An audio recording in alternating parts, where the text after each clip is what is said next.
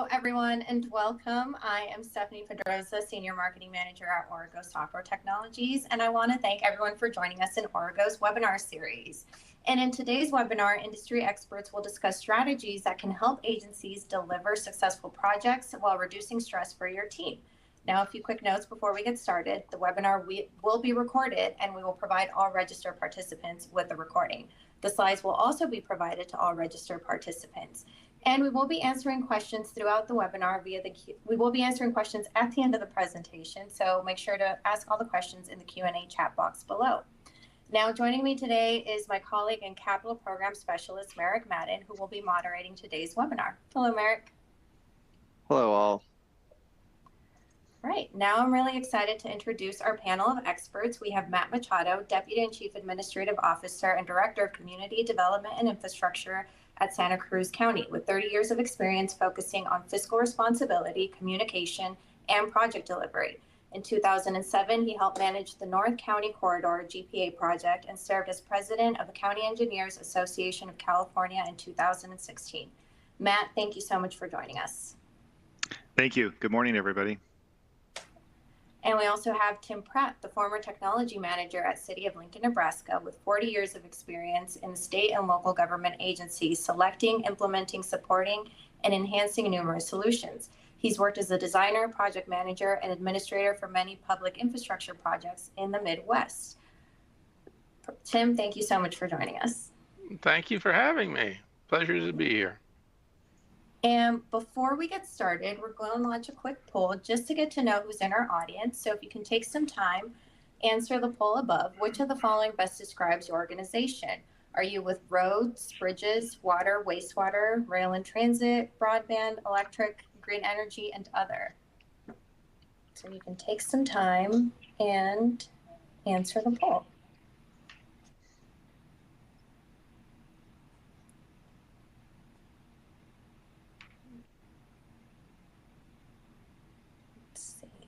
We'll give it a couple more minutes just to see who's in there.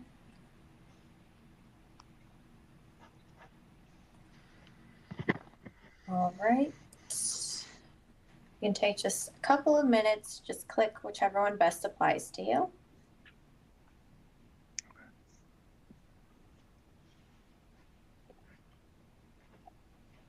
All right. So it looks like the majority, roads, bridges, water, and wastewater. All right, interesting. Now the next poll question, which of the following best describes your role? Project manager, capital planning and finance, engineering, consultant, administration, or other? I'll take a couple of seconds to answer that.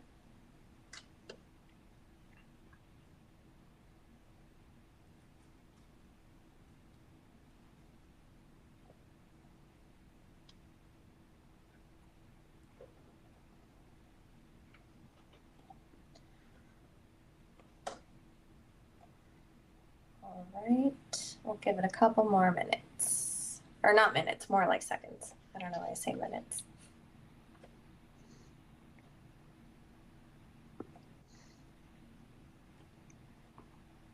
All right. A lot of project managers and engineers. All right, very interesting. All right, now I'll hand it over to Merrick. Thanks, Stephanie. And as a lot of the audience noticed, we want to be more interactive with these questions, whether it's multiple choice, open-ended, all that. So we make sure we're resonating with y'all and what your expectations were for today. So with that being said, reason for today's topic is I'm on weekly calls, whether it's internal with Tim or external with roles such as Matt, as project managers, engineers, everyone.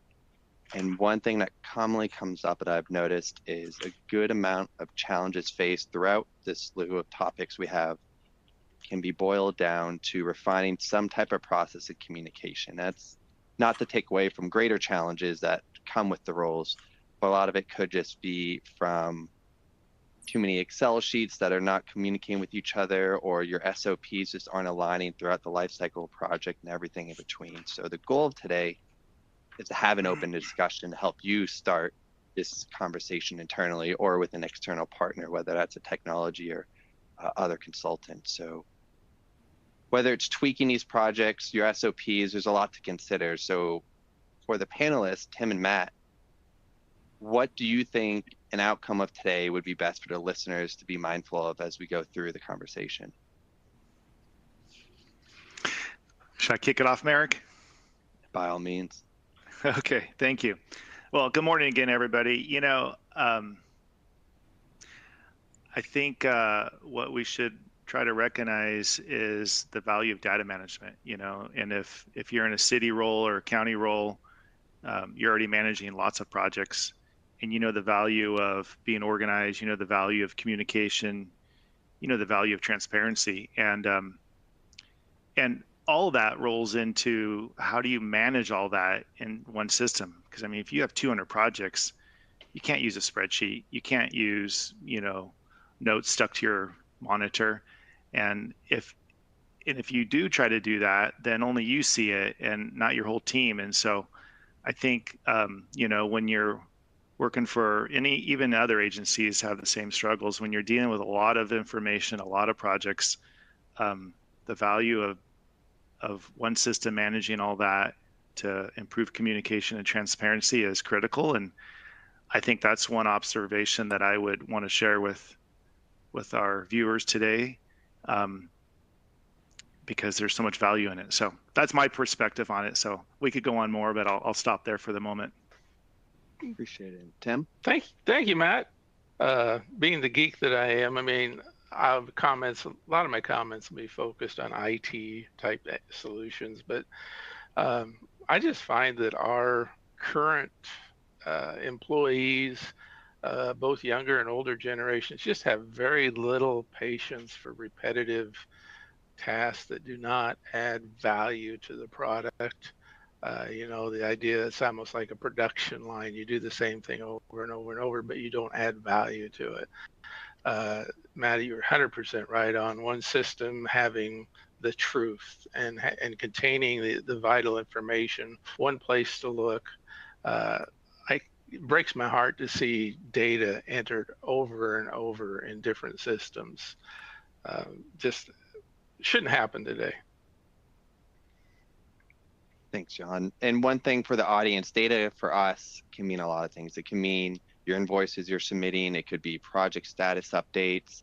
It could be reports for council or board members. So that's a very broad term that affects everyone from your inspectors up to directors. And so going deeper into what we're going to be covering in today's webinar, as you see on the screen, is next slide in a minute is going to be expanding on some of the more common challenges that I hear in conversations that from agencies and other roles as yourself will show us.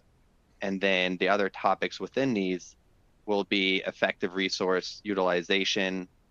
So how does your resources, whether it's from what Matt and Tim already presented or other ways that you can help manage that a little bit better today? And then in turn, how that then transpires into your costs and risks, whether that's internal risk of just delaying stuff or the actual project could be delayed or impacted. And growing from there is enhancing stakeholder communication, as we know, transparency, not just to your public, but also internally when you're communicating from design team to the bid and procurement to the construction delivery. That stakeholder communication is vital and will impact the success of a project. And at the end, of course, if you're looking, whether it's Arrigo Essentials, it's another competitor, it's another platform or spreadsheets, if you're looking for technology, what we recommend you should be asking or you should be looking for that fit your needs, because there's no one platform that fits everyone, but there are some platforms that will help majority of y'all from conception of a project to end. And so with that, I know we have a quick poll to cover those 4 questions of what matter more to you all. What do you want to explore further, whether we cover it today or as follow-up material if it's not fully covered in depth? Yeah, so if you guys want to take a couple of seconds to answer the question above, which of these topics would you like to explore further?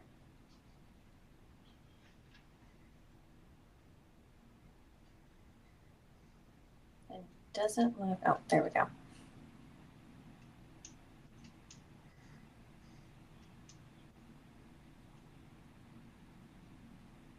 give it a couple more seconds. If you guys can take the time to just answer the question above, it'll help us better guide the conversation.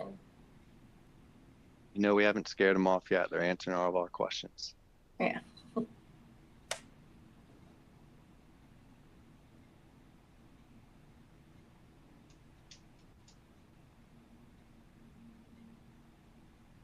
right, I think we can go to the results. Effective resource utilization is the big one, and managing cost and risk. All right. Perfect. Then we'll focus on some of the common challenges I hear, and we'll focus more on giving the answers of cost and risk and resource utilization from these points. But to cover those before getting into question for Matt is talent retention and acquisition.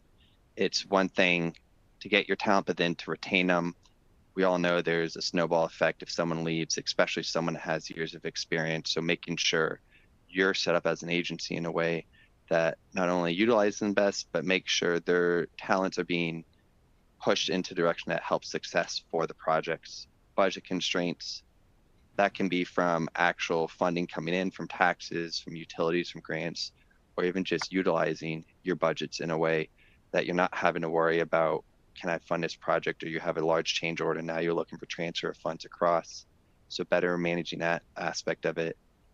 Time management kind of overlaps with the resource allocation issues on the next point of making sure you're focused on the right priorities, how you can help your staff and colleagues do exactly that. So then again, the projects and programs are going efficiently, and just overall tools and technology, how those can either hurt or help your agency.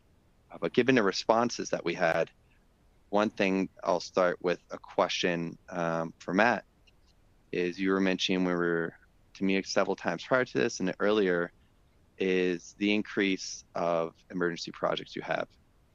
It's hard enough planning for a capital improvement program and utilizing your resources and learning how people can adjust throughout the changes of project that we all know to come and love. But when you have projects basically come up overnight in the dozens, if not more, that has magnitudes and more difficulty to it. So what are some lessons that you've been learning over the years that have been helping you manage this increase of projects from the resource allocation and utilization aspect? Yeah, thank you, Merrick. You know, I think I want to share some fails actually, which has led me to the realization that we need to, you know, make some changes, which is, you know, part of the conversation today. So you're right. You know, when we have disasters, I mean, overnight, literally, you can have 200 new projects in your lap. In fact, I'll share a bit here in Santa Cruz County, California, that in the last 8 years, we've had 8 federally declared disasters. And in 2023, early 2023, you know, within a span of 3 storm events, we had 208 new projects on our lap. So literally overnight, we had more projects than we knew what to do with. And then, and I'll tell you more about that. And there's the fail there, which I want to share. And then in 2024, we had another natural disaster, and we had about 25 projects dropped on our lap. And so in the 23 disasters, that overnight projects that hit us, you know, typical engineering solutions, we just went after it. We just started issuing contracts, and we started developing scopes and hiring contractors, started building projects. I mean, we were just going as fast and hard as we could. But what happened is that we were managing projects by almost by paper, by spreadsheets at best, and to be honest, we actually lost track of how many contracts, what our spending level. It took us a long time to catch up with ourselves to know what we were authorizing, what we were spending. And after a few months of just going hard, we realized that we actually exceeded our budget allocation. We actually exceeded it by a fair amount. And we didn't know it until it was too late, because we weren't able to real-time manage these projects. I mean, we had them documented, but they weren't in a way that we could see them, and they weren't real-time. And so it was a significant fail. I mean, to the point that in our county, we had to follow up and sell a very, very significant bond to fill that gap, that overspend. You know, I mean, the intent was good, our efforts were good. It just we weren't able to manage the workload in a real time organized way, and so it was a serious fail on our organization's point. So that's leading us to, you know, better management, both fiscally, both, you know, from a data perspective. We just need to do a better job. And so Merrick, you know, lessons learned is that we can do better, and that's why I'm here today. I got to be honest, you know, I'm here today because, you know, every day is a learning experience, and so I can't share all the solutions because I don't know them, but I can tell you if we all stay engaged and learn from each other, you know, we'll get closer to finding the right answers. So that's where we're at today. That's learning from peers is a big thing when I'm in conversations, whether someone is actively looking, you know, for a product like Essentials, or just wanting to learn what the market has just for their own back pocket is, well, what are your customers, or what do people typically do? Because yeah, you have your neighboring agencies that you may run into here and there with joint projects, or you're going, like you mentioned, NACE and NACO conferences or ASHOs for the larger groups. But it's kind of hard to learn exactly what you're saying on platforms like this, of what your peers, and not just celebrating, but also acknowledging where they didn't perform well, because failure is a very good lesson learned, and there's nothing wrong with acknowledging that and be able to grow from it. So I wanted to expand a little bit more on some of those things you mentioned. So you were saying you're essentially managing them by paper, not necessarily keeping track or able to keep a track because of the speed of your moving from your allocations. And I'm sure that impacts the resources as well, of just cranking out the projects, as you're saying, going months to going hard. So what did that look like in the daily life of that speed of which y'all were moving, and how yourself and your staff were moving at that pace? Like, can you give examples of some of those daily lives? Yeah, no, absolutely. And so, you know, and I'll expand on it a bit. I'll answer your question, but also expand on, you know, the results of the way we went about managing those projects. And so, you know, the daily life side of it was we actually have, you know, engineers scoping, designing, issuing contracts, and the paperwork they're using is sitting on their desk. And so their desks started to pile up. I mean, literally, they had piles of projects on their desk. And the follow-up was to enter it into a spreadsheet. It also involved them entering this information into our federal reimbursement programs. And I'll use FEMA as the example. And so about half of these projects were FEMA eligible, the other half were federal highways. On the FEMA side, they have a portal system where most of this data gets entered in. And what happened, and here's kind of second part of the fail, was that a lot of the data just was starting to get buried on people's desks because they didn't have we don't have a county system to manage it actively. And so this data just sat, and in some ways it languished. And then as we tried to get, you know, federal obligations and federal reimbursement, we found that a lot of this data never made it into that portal system. And that's a problem. And real life example here is, so these disasters happened in early 23. Here we are in mid 24, and we haven't got $1 reimbursement on those projects, partly because of the process and federal government and FEMA. And I mean, I could poke at them all day, but also partly because we weren't actively managing our data quick enough. We weren't putting it in the system. We weren't able to see it and proof it and check it and forward it.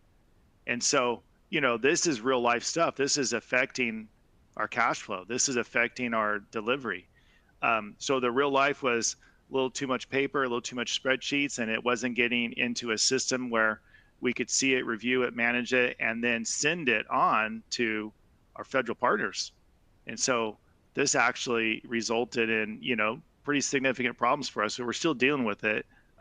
But we know in the future we'll have a system for this, because, I mean, look, here we are today, and Essentials offers a really good option for managing that data and being able to to use it for federal reimbursement.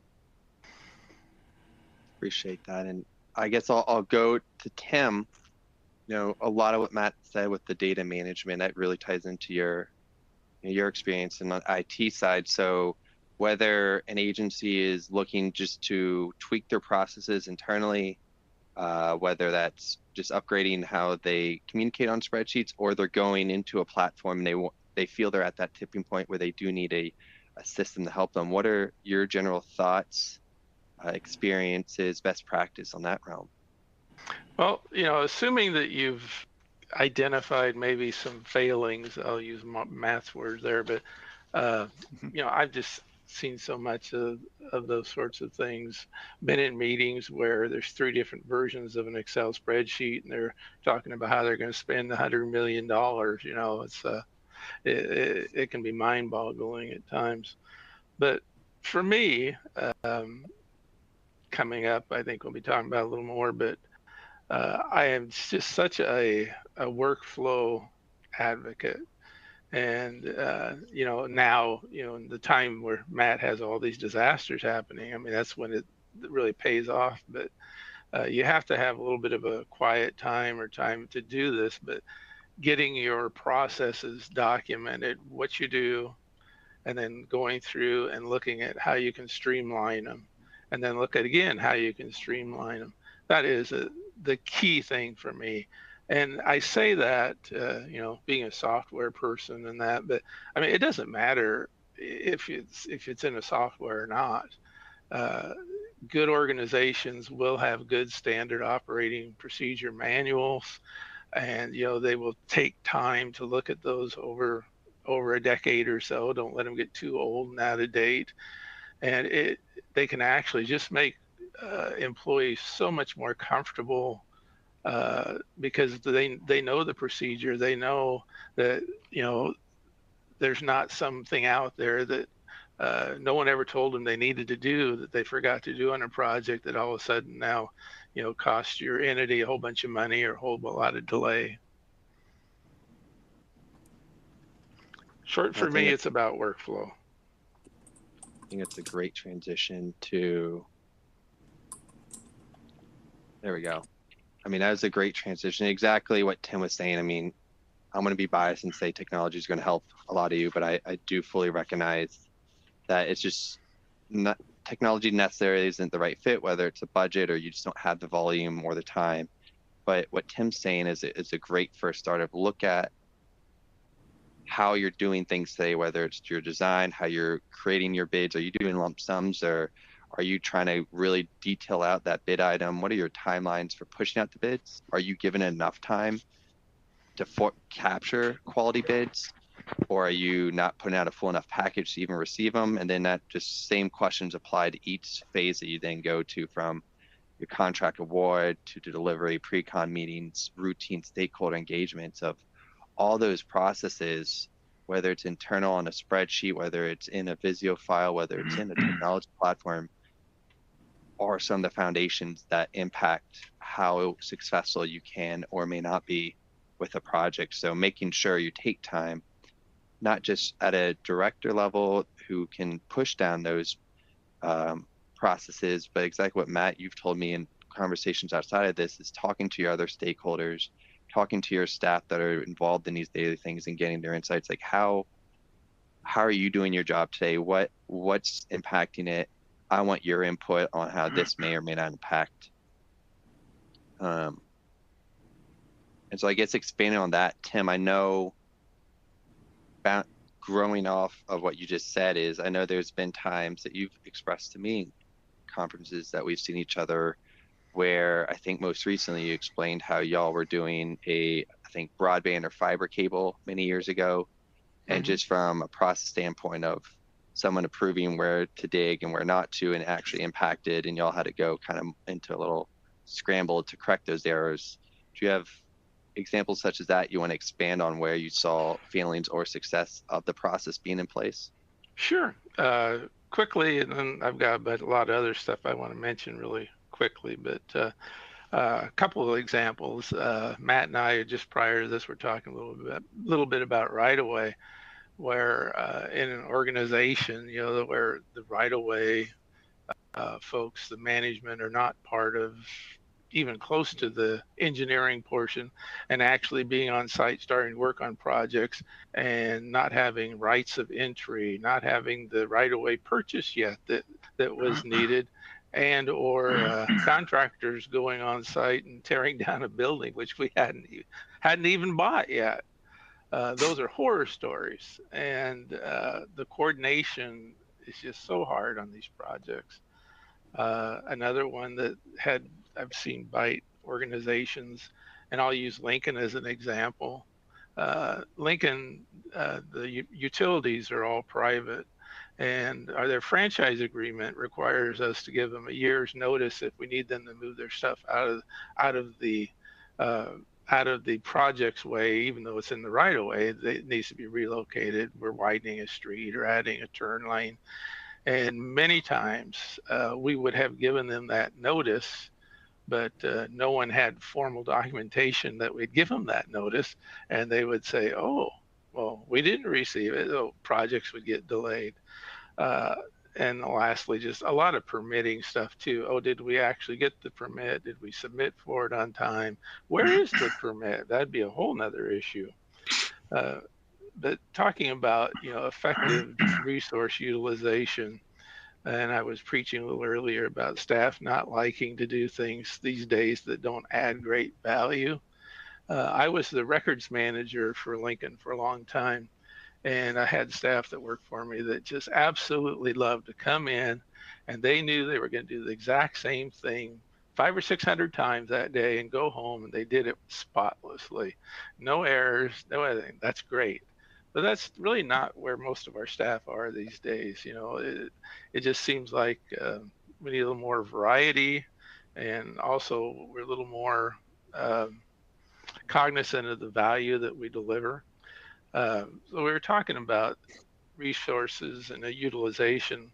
It's just some quick things I jotted down. I'll kind of go through them, be a little fast, but I guess you'll probably be able to replay this if you want to. We talked already about one source of the truth. You need to implement consistent processes so that you don't have somebody accidentally dropping the ball. Notifications on projects, right-of-way issues, develop standardized documents. One of the things that Lincoln did was to actually have a hard and fast set of legal documents so we could get review done in law a lot quicker. I would also recommend electronic plan review. I know that's something that even I struggled with, is looking at plans not on a piece of paper, but that can have its own separate workflow, and usually does. Document requirements with each step of that. Great one that always seem to bite people is having the appropriate insurance documentation for a contract. And requirements for state and federal grants. Of course, records retention, being the records retention guy for years, that's always going to come up from my point of view. One of the other things, and I really don't want to focus solely on technology, but as workflows start to come forth, you have to consider the whole process. And to me, that starts to generate, well, maybe there's some systems that we should also be looking at where there's additional tasks going on, like a GIS, the financial system, your official record retention system, but even things like DocuSign or Adobe Sign. One often forgotten thing or missed is your laboratory information system. All these can be in electronic workflows. I think the best practice is to have a workflow created that is kind of templatized for each type of project. And that would include bidding, awarding, contract management, change orders, inspections, pay estimates, as-built information, how you close out your projects. One of the things I would love to mention is also coordinating with other departments, in that, like, if you're going to have a bunch of projects going to bid, communicating that, somehow giving a heads up to purchasing or material that, oh, hey, in the month of June, we're going to have 18 projects coming to you. So they kind of know what workload's coming. And then it goes, one of the big things that really is stressing a lot of staffs these days is the increased amount of public information people want. And, that information can flow out of a system, one source of truth. But if there's 18 different systems around, that's really hard to gather that together. I'll stop there for a little bit. And that's what you're saying is, there's a lot of different aspects, a lot of different project activities and milestones. We're all aware of it, but when you actually sit down and think the steps and the tasks that are within each activity and that lead up to each milestone or phase gate can have a snowball effect. If you're repeating one task twice here, or have an extra spreadsheet or report over there, really can expand on how difficult or how redundant some things can be within a project. And 100% agree, it's not necessarily just technology, it's your daily activities. It could just be written, on a whiteboard if you're in an office of, hey, follow these steps to complete this pay app. Just making sure it's documented in a way that employees are constantly doing it the right way. And that then in turn allow you to make decisions. So on your end, Matt, being in your role at the director level, how does your view differ or add on to some of the things that Tim was just covering? Yeah, no, thank you, Merrick. Tim ending on that community outreach side of it is so spot on. I think from my seat, being able to be responsive to community requests, and most of the time it's just like, hey, what's the status of this project? And if I have to go hunt for that spreadsheet or find the right person with that knowledge, it's not a good use of my time, and it's not responsive to the community. And so that's one of the key benefits of managing your data in one system, is so that you can be responsive to the community. And the value of that is immeasurable, to be honest. The other stakeholder that I think is really key, and from my perspective, and maybe not always from other staff's perspective, is actually, you might find this surprising, but being responsive to our contractors. There's such a demand for good contractors, and what contractors want is they want to be paid timely. They want to be, they want to be in the know.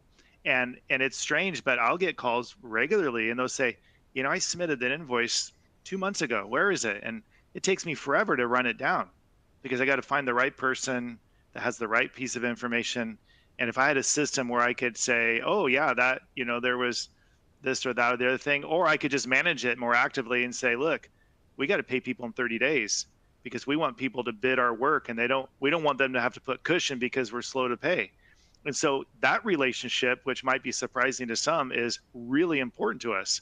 So these relationships are all about being responsive, timely, with good information and good data, which leads to, you got to manage your data well. You got to be able to know where a project is in its process. You just have to know that information. It has to be at your fingertips. I got to be honest, I have a binder on my desk to manage a lot of the data because I don't have the right system in place yet, but I'll be there soon. I'll be there real soon. And so I just speak to the value of that. Good data management leads to good relationships with like the community members, with contractors, with other vendors. That y'all are doing a great job just flowing into these next slides that we have. What are some of those bottlenecks that you see? You started touching upon them with contractors, whether it's just managing data, but is there something that you've commonly seen as you look back with this relationship and communication with your contractors? Maybe rephrase that, Merrick. Give me a little more. Sure. What Is you're there looking a common for theme that you see if you're getting these phone calls from contractors saying, hey, I've submitted this? Is it a reoccurring theme like, hey, at this step, we're just not communicating internally, or is it happens various places throughout the process? you know what? There is a common problem here. Absolutely. And, it's our construction management team, which they have their own systems that they use. Our fiscal team, they have their own systems. And to be honest, the systems don't talk. And so there's a serious breakdown between the field and the office. The field, who is working with the contractors, assuring that quantities are right, and getting that invoice submitted so that the fiscal team can process it, really. And there's a gap. There's literally a data gap, a system gap. There's a gap, and that's the breakdown in our program today, where we're just not communicating efficiently and quickly enough between the field and the office. That's exactly it. Absolutely. It's those, as we've been hitting on a lot, it's just that communication between each team, each department, each phase. And so I think this is a great spot. We'll go to our next question before moving on to our slides, of where we want to hear from the audience. We've poked at a lot of issues. We've explained stories that whether we've heard or the direct experiences of Tim and Matt. But what are two of the three challenges that y'all are facing that you'd like to prioritize for one reason or another, whether it's time or just haven't even maybe been aware of the challenge until today that you haven't been able to cover? Yeah, and if you guys can take some time to answer the question above, what are some challenges that you're facing that you would like to prioritize but haven't been able to? And then towards the end, we will also be answering questions towards the panelists. Yeah, it's a great, as you all answer the question on the screen, if there are questions that aren't covered in our polls that you want answered, by all means, we have a chat on our end that we're seeing. So enter those in and we can answer them if they're relevant on the spot or towards the end with the Q&A based on our time allowance.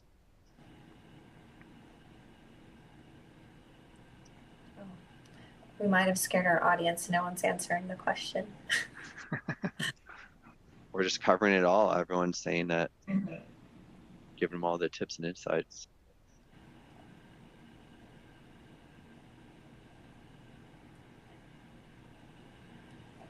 Say,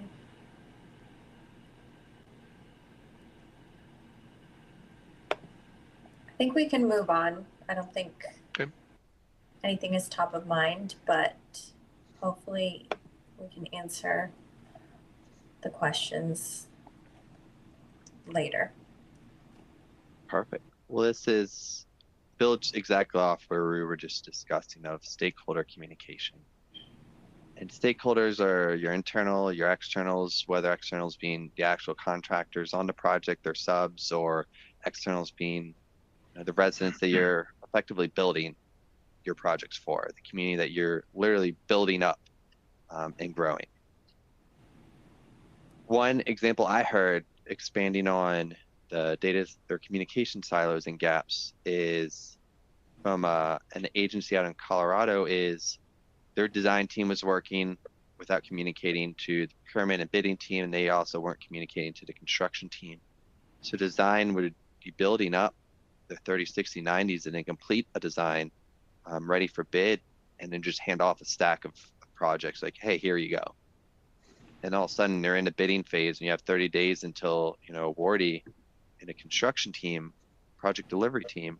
It's like, wait, where are all these projects? Like, we weren't aware of it. We still have to finish up these projects, move these resources, or so-and-so is not here. We're onboarding new people. And that just adds to trickling effect, because then if you have resource issues there, then any other projects that are in the planning or even now just hitting design pipeline is going to feel those effects too. So that stakeholder communication is absolutely vital. What are some ways that y'all see that people can help teams communicate inception of a project? We've hit a lot on technology itself, but is it email threads? Is it a Microsoft Teams chat at the very least to say, hey, at design team, or what are some thoughts on that, how those gaps can be at least shortened up a little bit? Can I jump in on that, Merrick? By all means. So that's a huge problem in our agency as well. And right now, sorry, excuse me. Right now, we kind of go off of a lot of verbal conversations. You know, the construction management team will talk to design and say, what do you think you're going to have in the queue this summer? And they say, well, I think this, project's X, Y, and Z. And then, okay. But it's a verbal thing. And if it were more of a data process, data system, then construction management could go in and look and see if seek was cleared, see if there's a right-of-way cert, see if you're at 60, 65s or 90s or where you are. Because living on a verbal, it doesn't always work out. A lot of times the design team's perspective is different, and they may not even recognize that they don't have right-of-way cert, because actually it's another group. It's our real property group. And so it would make a lot of sense, and it would streamline the process a lot if everybody could look at that same system and see that right away is checked off, or seek was checked off, or where the design is, because then they could evaluate for themselves what they think will be ready. Yes, you still want to do the verbal conversation. Yes, you want to do all the other things, but having a system to support verbal conversations would mean a world of change for us.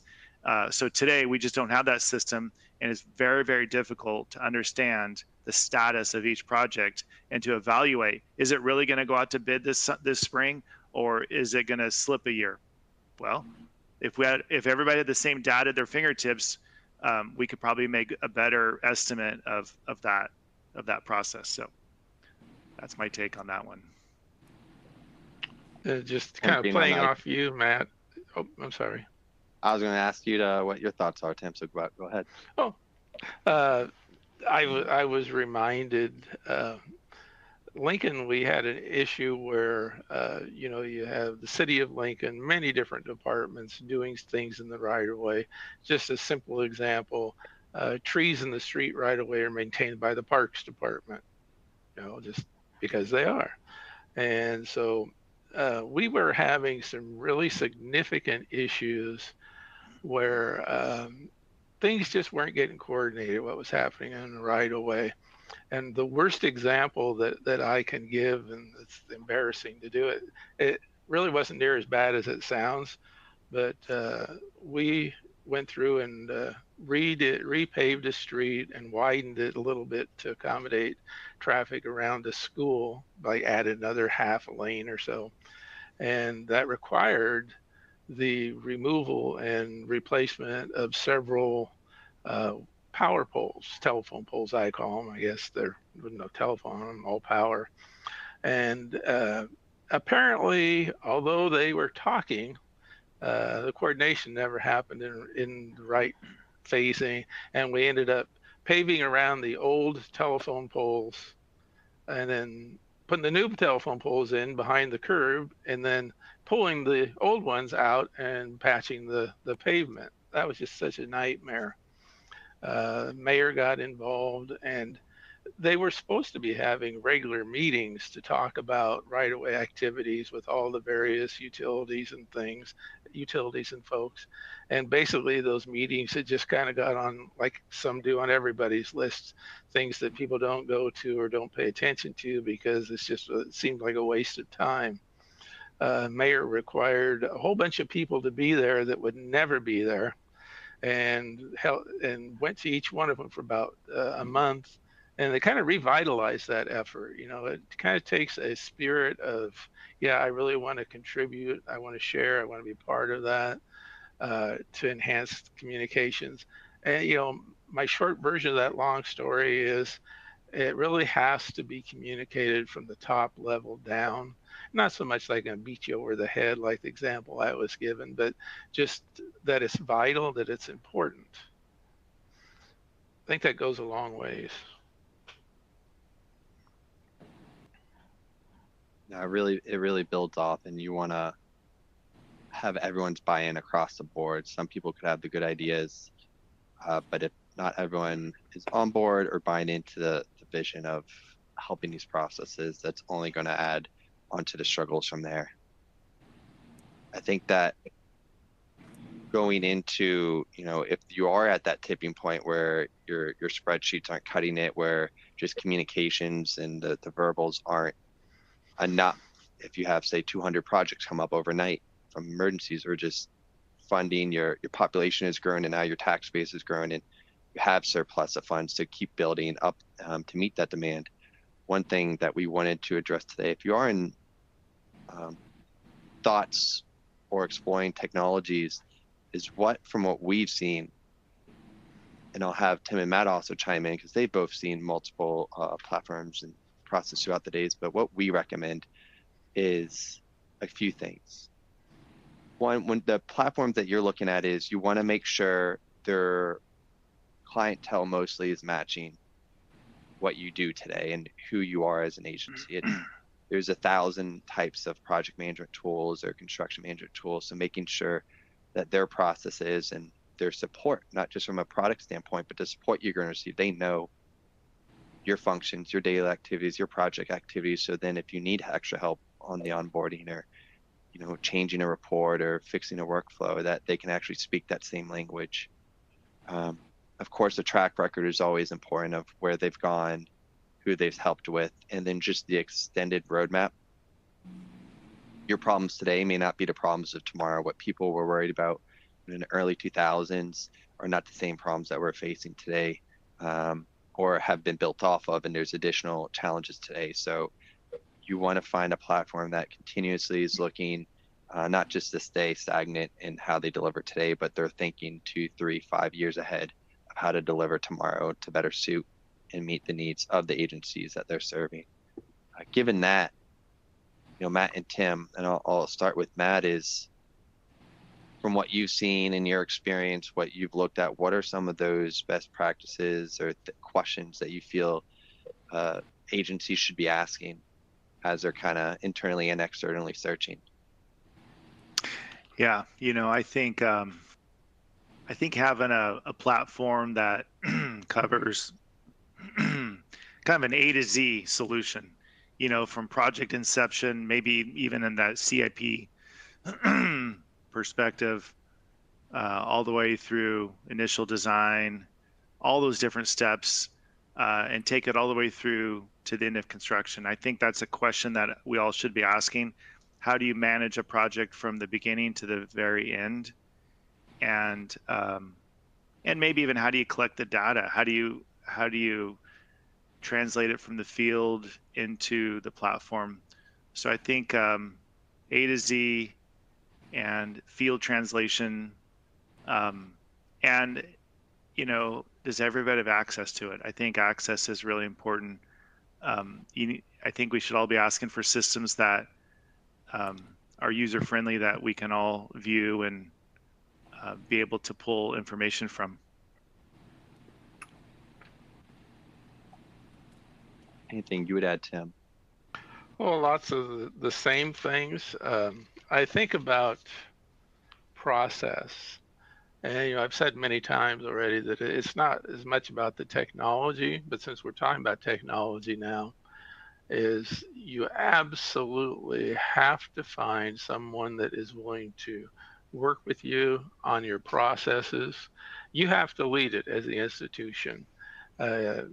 My experience, those that are successful will have either a high level person involved deeply in these process reviews and implementation of of software, or it will be the best ones I've ever seen was the director was involved herself. Simply because when you come up against what I would call a subject matter expert, let's say someone that's always manages the bidding process for a construction project, and they said, well, no, I'm not going to do it that way because I've always done it this way. I'm not saying change is good for itself, but sometimes one area might have to take a little bit of a hit for the betterment of everybody. And without that huge level of commitment from the top down, those things tend to kind of go off. And that's where you really get a lot of stagnation and you lose a lot of performance and efficiencies that you might have gained. The other thing, which I know being the IT guy it's more important probably to me than a lot of other folks. But security, I was reading a little bit of this week about the CKD, which is a company that does software and manages 15,000 car dealerships around the country, and they've been hacked, and they're the victim of a ransomware scheme, and how that has affected 15,000 car sales places in the country. Just amazing. And when you're looking for a technology partner, you certainly want someone that's being aggressive and assertive in those areas of security. Absolutely, and all that's important. One thing I want to point out is that we're getting some comments in the chat. Is great. State of California, Chris, we appreciate your comments. Is he's noting that be able to audit all your costs across the board, State of California, to be able to do that. So you're making sure that you're being appropriate with your billing costs, you're not over billing or inappropriately spending your local, state, federal funds. In addition to that, managing the actual staff time and resources with your vendors and your consultant costs for any given project. So tying all together, they're saying that it's absolutely important that a tool can comprehensively manage all aspects of a CIP. And so to answer you directly, Chris, if Rio can do that, agencies need to see it. Absolutely, we can do that. It's something that we wanted to keep the focus on the overall themes that are underlying what we solve, but also knowing how you can fix some issues, challenges today. But given your comments, is there anything, Matt or Tim, that you want to expand on being able to, on the audit side, or just managing that staff time and resources internally? I think I want to broaden it a little bit. I think Chris is spot on with his comments there. I mean, that's so important to have that data for those audits, and also to be able to manage internal staff time. And one of the areas that we haven't really talked about today, we've been talking mostly about, public projects, and I think all public agencies, counties and cities, we're also managing private development projects. And, a lot of those projects are at cost, meaning that our inspectors, plan checkers are reviewing these projects and billing for their time, which is appropriate. But we also have to be defensible. It's quite often that we as public agencies get criticized by our community, by development, that says we're overbilling them or we're overcharging. But if we had a system where we could say, no, on this date we reviewed the plans, or on this date we did this very specific inspection, a tool like that would be really, really helpful. And I think, Essentials, I think this system that we're talking about today could do that as well. I mean, clearly can do that. It's project management. But it's probably an area that a lot of our agencies aren't really thinking about, because we're mostly focused on public infrastructure, public improvements.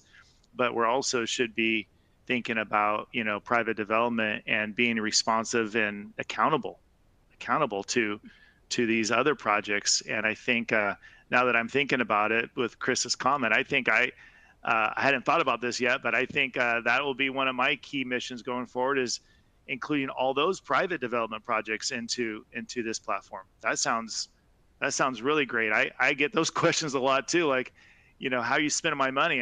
If I had a system that I could point to, bam, I just answered a really critical question. So thank you, Chris. Appreciate that. If I could jump on the bandwagon a minute, specifically talking about development process, Lincoln always had a process that seemed to me to be very, a big issue no matter what. They always ended up in mayor's office about something.